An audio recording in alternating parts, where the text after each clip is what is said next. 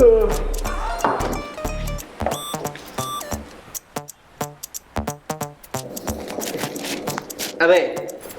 ഈ മീറ്റിംഗ് എന്ന് പറഞ്ഞ് വിളിച്ചു വരുത്തിയിട്ട് എന്തെങ്കിലും പറയണമെന്ന് പറഞ്ഞാൽ കൊള്ളായിരുന്നു. അതെ മാഡം, ഞങ്ങൾക്കും പോയിട്ട് ഒത്തിരി ജോലികൾ ചെയ്ത് തീർക്കാനുണ്ട്. അപ്പം മീറ്റിംഗ് ഒന്ന് പെട്ടെന്ന് വൈൻഡപ്പ് ആക്കിയെങ്കിൽ നന്നായിരുന്നു.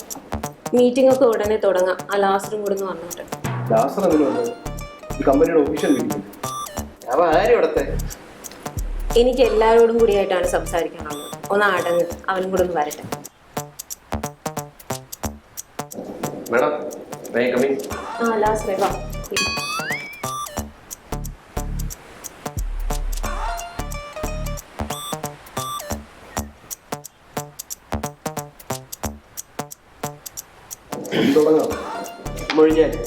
ലാസറും കൂടെ വന്നിട്ട് മീറ്റിംഗ് തുടങ്ങാമെന്ന് ഞാൻ പറഞ്ഞത്. ഈ കമ്പനി പോയിക്കൊണ്ടിരിക്കുന്ന ദാരുണമായ അവസ്ഥയെക്കുറിച്ച് നിങ്ങളെ എല്ലാവരെയും ഒന്ന് ബോധ്യപ്പെടുത്താൻ വേണ്ടിയിട്ടാണ്.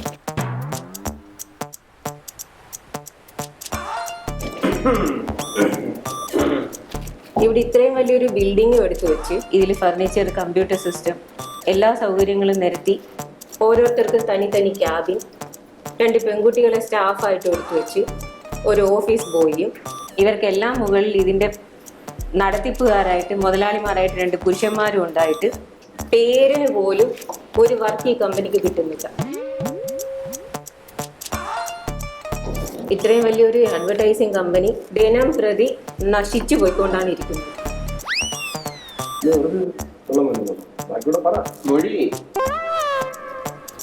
നിങ്ങൾ ഈ 2 പെൺപിള്ളേർക്ക് ഈ ലാസറിനൊക്കെ മാസാമാസം ശമ്പളം തരുന്നതേ ഈ മഹാന്മാരുടെ കീശയൊന്നും അല്ല. എൻ്റെ ആങ്ങളമാര് കഷ്ടപ്പെട്ട് അവിടെ തോട്ടത്തിൽ നിന്നുണ്ടാവുന്ന വരുമാനത്തിൽ നിന്ന് അയച്ചു തരുന്നതാണ്. എത്ര കാലം ഇങ്ങനെ ഒരു കമ്പനി മുന്നോട്ട് പോകും? അല്ലേ തന്നെ ഇങ്ങനെ മുന്നോട്ട് കൊണ്ടുപോകുന്നത് ഉളുപ്പുള്ള കാര്യമായിട്ട് തോന്നുന്നുണ്ട്. അതുകൊണ്ടേ ഈ മീറ്റിംഗ് വിളിച്ചു കൂട്ടിയിരിക്കുന്നത് ഒരു തീരുമാനം എടുക്കാൻ വേണ്ടിയിട്ടാണ്. കഴിവട്ടെ ഈ 2 പേരെ ഈ കമ്പനിയുടെ തലപ്പത്തിൽ നിന്ന് വാഴിക്കുന്നുണ്ട്. ഈ കമ്പനി നല്ല രീതിയിൽ മുന്നോട്ട് പോകുന്നുള്ള വിശ്വാസമൊന്നും എനിക്കില്ല. ഇത്രയും ദിവസം ഞാൻ കൂടെ നിന്നിവിടെ ഓരോന്ന് നോക്കുന്നുണ്ടായിരുന്നു. എനിക്കെപ്പോഴും ഇതാണോ പണി? അതുകൊണ്ട് ഞാൻ എൻ്റെ ആങ്ങളമാരോട് ഇവരെ ഈ സ്ഥാനത്ത് നിന്ന് മാറ്റി പണി അറിയാവുന്ന വല്ലവന്മാരെയും കൊണ്ട് ഈ കമ്പനി ടേക്ക് ഓവർ ചെയ്യിപ്പിക്കാൻ പറ്റുന്നു. ഈ കാര്യത്തിൽ എന്താണ് നിങ്ങളുടെ എല്ലാവരുടെയും അഭിപ്രായം? മേഡം പ്ലീസ്, മേഡം കുറെ നേരമായി ഇവരെ 2 പേരും കുത്തി പറയുന്നു. ഞങ്ങളുടെ മുതലാളിമാരെ ഞങ്ങളുടെ മുമ്പിൽ ഇരുത്തി ആര് ഇൻസൾട്ട് ചെയ്താലും അത് കേട്ടുകൊണ്ടിരിക്കുക എനിക്ക് കുറച്ച് ബുദ്ധിമുട്ട്. അതെ, എനിക്കുണ്ടാ ബുദ്ധിമുട്ട്. മാഡം പറയുന്ന കാര്യങ്ങൾ കേട്ട് മിണ്ടാതിരിക്കാനേ നല്ല ബുദ്ധിമുട്ടുണ്ട്. ഇവര് 2 പേരും ഈ ഓഫീസിന് വേണ്ടി ഇവിടെ കിടന്ന് ഇത്രയും കഷ്ടപ്പെടുന്നത് ഞങ്ങളുടെ കണ്ണുകൊണ്ട് ഞങ്ങൾ കണ്ടുകൊണ്ടിരിക്കുക. ഇപ്പൊ ഇവര് കഷ്ടപ്പെടുന്നതിന് കിട്ടുന്ന റിസൾട്ട് മേ ബി കുറവായിരിക്കും. പക്ഷെ ഒരിക്കൽ റിസൾട്ട് കിട്ടി തുടങ്ങാൻ നമ്മുടെ കമ്പനി ഇങ്ങനെ വച്ചടി കയറ്റമായിരിക്കും. അതെ, മേഡം ഇവരെ മറന്ന് വേറെ ആരെങ്കിലും ഈ കമ്പനി ടേക്ക് ഓവർ ചെയ്യാൻ വന്ന പിന്നെ ഈ കമ്പനിയിൽ ലാസർ ഉണ്ടാവില്ല. എനിക്ക് എന്റെ മുതലാളിമാരോടൊപ്പം കേട്ടല്ലോ, അല്ലാതെ കാശിനോടല്ല. അതെ മാഡം, ഈ രേഷ്മയെ ഉണ്ടാവില്ല. എനിക്കും കൂറെ ഞങ്ങളുടെ മുതലാളിമാരോട് തന്നെയാ. ഞങ്ങളുടെ മുതലാളിമാർ 2 പേരും ചോര നിരക്കി കഷ്ടപ്പെട്ട് പണിഞ്ഞുയർത്തിയ കമ്പനിയായത്. ഇന്നലെ കയറി വന്നിട്ട് മാഡം ഇങ്ങനെ പരസ്പര വിരുദ്ധമായിട്ടുള്ള കാര്യങ്ങൾ ഇവരെ കുറിച്ച് പറയുമ്പോഴേ അംഗീകരിച്ചു തരാൻ നല്ല ബുദ്ധിമുട്ടുണ്ട്. പിന്നെ ഇവരുടെ പാസ്റ്റ് ലൈഫിലെ ഫാമിലി പരമായിട്ടുള്ള തോൽവികളെ കുറിച്ചൊക്കെ ഓർത്തിട്ടാണ് മാഡം ഈ പറയുന്നതെന്നുണ്ടെങ്കിൽ അതൊക്കെ പാസ്റ്റിലുള്ളതാണ്. അതൊന്നും കാര്യമാക്കേണ്ട കാര്യമില്ല. കാരണം ഇവരുടെ കുടുംബക്കാര് ഫുള്ള് ഇവരുടെ വിജയം കാണാൻ പോകുന്നേ ഉള്ളൂ. അത് ശരി. അപ്പൊ എല്ലാരും ഒറ്റക്കെട്ടാണല്ലോ. നിങ്ങൾ ഇവന്മാരെ ഇങ്ങനെ താങ്ങി നിൽക്കുന്നത് നിങ്ങൾക്ക് നല്ലതിനല്ല. ഞാൻ പറഞ്ഞില്ല എന്ന് വേണ്ട. കമ്പനി മുങ്ങിക്കൊണ്ടിരിക്കുക, അതോടൊപ്പം നിങ്ങളും മുങ്ങും. ചിന്തിച്ച് തീരുമാനം എടുത്താൽ നിങ്ങൾക്കൊക്കെ കൊള്ളാം. അയ്യോ, ഇനി ഒരുപാട് ചിന്തിക്കാനൊന്നുമില്ല. ഇനി ഈ കമ്പനിയിൽ എന്ത് സംഭവിച്ചാലും ശരി, ഞാൻ എന്റെ മുതലാളിമാരെ കൂടെ തന്നെ നിൽക്കും. അപ്പൊ ഏതായാലും നശിക്കാൻ തന്നെ തീരുമാനിച്ചു. ആയിക്കോട്ടെ, ഞാനിവിടേക്ക് തന്നെ കാണും. എല്ലാം കണ്ടും കേട്ടും. ശരി മാഡം. ശരി.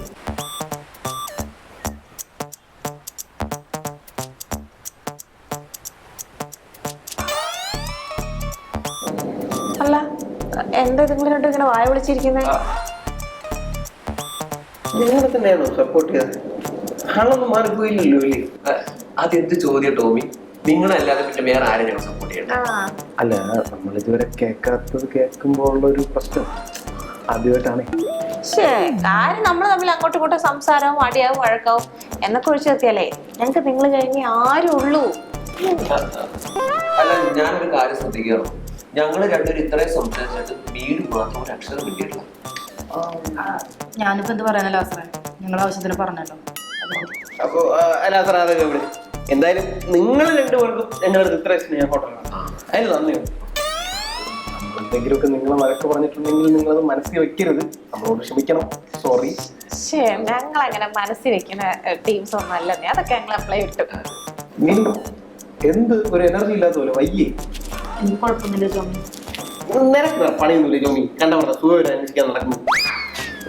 അവര് നമ്മളെ സപ്പോർട്ട് ചെയ്തതാണ്. അപ്പൊ നമ്മൾ അവരെ കാര്യങ്ങൾ തിരക്കണം. ആര്? ഇവര് രണ്ടുപേരും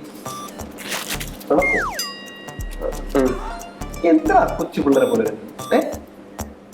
നീ പറയുക ഞാൻ പോവാ. എന്താണ് പ്രശ്നം? രശ്മ കുറച്ച് പണി ഉണ്ടാക്കി ആവുന്നുണ്ടോ?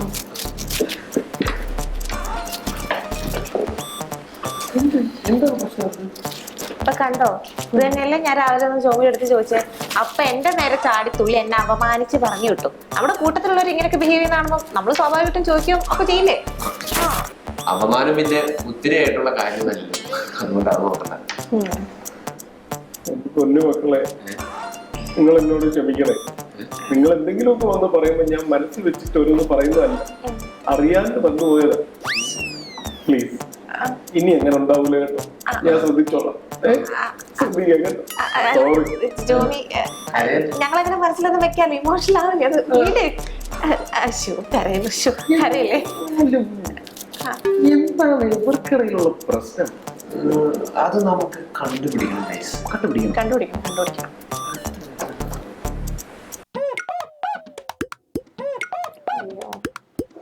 മീനു, എന്താ നിന്റെ വിഷമം എന്ന് വെച്ചാൽ ഞങ്ങളോട് പറ.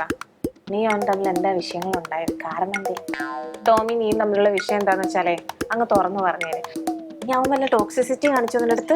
പറഞ്ഞോ മീനു, നീ പറഞ്ഞോ. നിങ്ങൾക്കൊന്നും എന്താ വയ്യേ? നിങ്ങൾക്ക് ഇതിന്റെ ചുറ്റും കൂടി വെക്കുന്നേ? എന്റെ പൊന്നു വീണു, നിനക്ക് എന്തെങ്കിലും പ്രശ്നമുണ്ടെങ്കിൽ പറ, നമ്മളത് പരിഹരിക്കാം. പറഞ്ഞോ മീനു, പറഞ്ഞോ. പറഞ്ഞോ. അതെ, സപ്പോസ് ഇപ്പൊ എന്തെങ്കിലും പ്രശ്നം ഉണ്ടെങ്കിലും ഞാൻ നിങ്ങളോട് പറയാൻ പോകുന്നില്ല. എന്താ? കാരണം എനിക്ക് എന്റെ കാമുവിനെ കുറിച്ച് വല്ലവരോടും അങ്ങനെ പരാതി പറയുന്നത് ഇഷ്ടമല്ല. സമാധാനത്തിലിരിക്കാൻ പറ്റണം. പ്ലീസ് പറഞ്ഞോ മീനു, നീ പറഞ്ഞോ.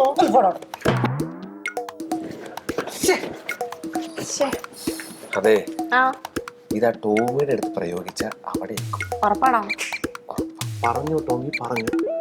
കറക്റ്റ്. പറയ് ടോമി, പറയേ. അയ്യേ, നിങ്ങൾക്ക് ഇങ്ങനെ വന്ന് ചോദിക്കാൻ നാണക്കേടില്ലേ? ഞാൻ എന്റെ പെണ്ണിനെ പറ്റി നിങ്ങളുടെ അടുത്ത് ഇങ്ങനെ പരാതി പറയുന്നത് നിങ്ങൾക്ക് തോന്നുന്നുണ്ടോ? അതിനിപ്പോ എങ്ങനെ പോട്ട് എന്തോ ആവട്ടെ, ഞാൻ എന്റെ പെണ്ണിനെ കുറിച്ച് നിങ്ങളുടെ അടുത്ത് പരാതി പറയില്ല. കോപ്പേ, നീയൊക്കെ രണ്ടും കൂടെ അങ്ങോട്ടും ഇങ്ങോട്ടും ഇങ്ങനെ മാറിയിട്ട് അടിച്ചോണ്ടല്ലോ. എനിക്ക് ഇതിന്റെ കാര്യം എന്താണെന്ന് അറിഞ്ഞേ പറ്റൂ. രേഷ്മ ലാസറെ, ഈ രണ്ടെണ്ണത്തിന് എനിക്ക് എന്റെ ക്യാബിനിൽ 10 മിനിറ്റ് കിട്ടണം. ഇവനെ കൊണ്ടേ വരാവൂ.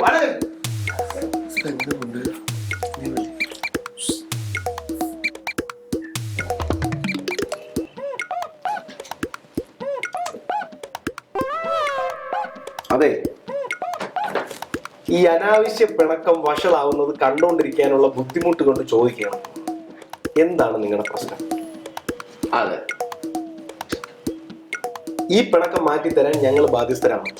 നിഷ്പക്ഷമായ സഹകരണം ഉറപ്പും. തെറ്റാരുടെ ഭാഗത്താണെങ്കിലും അയാളെ ഞങ്ങൾ ശകാരിച്ചിരിക്കും എന്ന് പറയുന്നു. നിങ്ങൾക്കൊന്നും വേറെ പണിയില്ലേ ഇത് തന്നെ നടക്കാൻ? ഒന്നാമത് എനിക്ക് ഇയാളോട് സംസാരിക്കാൻ താല്പര്യമില്ല. പിന്നെ എന്തെങ്കിലും ഒരു സിറ്റുവേഷൻ നിങ്ങൾ എന്താണ് കാര്യം എന്ന് പറഞ്ഞാൽ പരിഹാരം നമ്മൾ കണ്ടെത്തി തരാം. എന്റെ പൊന്നു ജോബി ഒന്ന് പറ. നമ്മളൊക്കെ ഒന്നല്ലേ? ഒന്നല്ല. ഇതിന്റെ പേരുള്ള എന്ത് മാനസിക സംഘർഷവും ഞാൻ ഒറ്റയ്ക്ക് അനുഭവിച്ചോളാം. ഓ, അപ്പൊ നിനക്ക് വേണ്ടി നിന്റെ വീട്ടിൽ ഈ കല്യാണക്കാരെ സംസാരിച്ച ഞാൻ മണ്ട അല്ലേ? ശരി, എന്നെ വിട്. ഇവരധികം നോക്ക്. ഈ രേഷ്മ ഇന്ന് രാവിലെ നിങ്ങളോട് ഇത്രയും ആത്മാർത്ഥത കാണിച്ച് എന്ത് വന്നാൽ ഇവിടെ ഞാൻ ചീത്ത വിളിച്ചു. ഇവൻ എന്തൊക്കെ ഇതിനു വേണ്ടി ചെയ്യുന്നുണ്ടോ പറയുന്നത് നമ്മളാരും മനസ്സിലാക്കുന്നില്ല. അവർക്ക് വേണ്ടി പറ, അവർക്ക് വേണ്ടിയെങ്കിലും പറ ടോമി, പറ. അവർക്ക് വേണ്ടി പറ പ്ലീസ്. ആരെങ്കിലും ഒന്ന് പറയണേ. അതെന്താ നിങ്ങൾ തമ്മിലുള്ള പ്രശ്നത്തിന്റെ ഈ കാരണം എങ്കിലും ഒന്ന് പറ. നീയോ പറ, അല്ലെങ്കിൽ നീ ഞാൻ പറയാം. ഇവൾ എന്റെ സ്നേഹത്തിന് കുറച്ച് കാണുന്നു. ശ്രദ്ധ കുറവ് അതാണ് ടോമിയുടെ പ്രശ്നം. ഇതുകൊണ്ട് എത്ര പ്രശ്നങ്ങൾ ഉണ്ടാവുന്നതെന്ന് അറിയോ? ഒറ്റ വാക്കിലൊക്കെ പറഞ്ഞു തരണല്ലോ അല്ലേ? മതി, രണ്ടു വീണ്ടും തുടങ്ങാം. പറ കാര്യം. മച്ചാ ഞാൻ പറയാം. മച്ചാ ഇന്നലെ അവള് ലീവ് ആയിരുന്നല്ലോ. രാവിലെ 11 മണിയായപ്പോ ഇവിടെ ഒരു കോള്.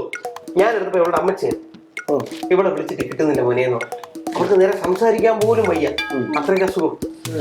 അവരെന്നോട് പറയാണ് ഞാൻ ആഹാരം കഴിച്ചിട്ട് അവളെ വിളിച്ചിട്ട് കിട്ടുന്നില്ല, എനിക്ക് ഒട്ടും വയ്യ, അയ്യോ എന്നൊക്കെ പറഞ്ഞിട്ട്. എനിക്ക് പാവം തോന്നി. ഞാൻ ഇവിടെ നിന്ന് വണ്ടി എടുത്താൽ വീട്ടിൽ പോയി മറ്റാ. വീട്ടിൽ പോയി ഞാൻ കഞ്ഞിയൊക്കെ ഉണ്ടാക്കി ആ പാവത്തിന് ഞാൻ കോരി കൊടുത്തോട്ട് ഇവളുടെ സഹോദരൻ എന്റെ പുന്നാരെ അളിയെ ആ അലവരാതിക്ക് വിശക്കുന്നത്. ഞാൻ പറഞ്ഞ കഞ്ഞി കുടിച്ചു വരുമ്പോൾ പോയി എടുത്ത് കുടിച്ചോ. അപ്പൊ അവൻ കഞ്ഞി കൂച്ചൂല, പിന്നെ അവന് മാഗി വേണം. എന്റെ ഉള്ളാങ്കാലിന്ന് തരിച്ചെനിക്കങ്ങ് കേറി വിളിച്ചോ നീ അവനെ നാളെ ചീത്ത. മാഗി ഉണ്ടാക്കി കൊടുത്തു. ഉച്ചയ്ക്കാൻ പറഞ്ഞേ ബാക്കിയോടെ പറയാം. മറ്റേ എന്നിട്ട് ഞാൻ കഷ്ടപ്പെട്ടുണ്ടാക്കി കൊടുത്ത മാഗിയിൽ അവന് ഉപ്പ് കുറഞ്ഞു പോയെന്ന്. ഈ പാക്കറ്റിൽ വരുന്ന സമ്മാനത്തിന് ഉപ്പ് കുറവാണോ ഇല്ലെന്ന് എനിക്കെങ്ങനെ അറിയാം? ഞാൻ നക്കി നോക്കിയ ഇല്ലല്ലോ. ഇതൊക്കെ ഉണ്ടാക്കി കൂടെ എന്നെ വേണ്ട പറയാൻ. ഈ കാര്യം എവളെടുത്ത് പറഞ്ഞപ്പോ എവള് പറയാണേ എന്നെ നാണം കെടുത്തിയല്ലോ. എന്നാലും ഉപ്പ് നോക്കാതെ ഉപ്പ് കുറഞ്ഞ മാഗി ഉണ്ടാക്കി കൊടുത്തില്ല. ഒരു സാധനം കൊടുക്കുമ്പോ ഉപ്പ് നോക്കിയിട്ട് വേണ്ടേ കൊടുക്കാൻ? വേണ്ടേ? ഓ ഞാൻ കഷ്ടപ്പെട്ട നമുക്ക് വിലയില്ല. നമുക്ക് ഉപ്പും ഊറിപ്പോയാലോ കുഴപ്പം. നിർത്താ എടാ, നാണം കെട്ടവന് ആദ്യം അവൻ ഈ വന്ന് മാഗി ചോദിക്കുമ്പോ അവനെ തിരിച്ചെടുത്ത് ചാട്ട പറഞ്ഞ അവന്റെ പറത്തത്തി അടിക്കേണ്ടി വേണ്ടത്. അതിന് മുതൽ നീ അവന് മാഗി ഉണ്ടാക്കി കൊടുത്തിരിക്കണം. ഇനി അവൻ ഇത്രയും ചെയ്തത് വലിയ കാര്യം. അപ്പൊ അതിന് നിനക്ക് ഉപ്പ് പറഞ്ഞു ഇതല്ലേ മതിയായില്ല. കാരണം കണ്ടുപിടിച്ചു അവനെയൊക്കെ ഒന്നാക്കാൻ നടക്കുന്നു. പാചകം ചെയ്യാൻ പോയില്ല അവിടെ വൈകുന്നേ.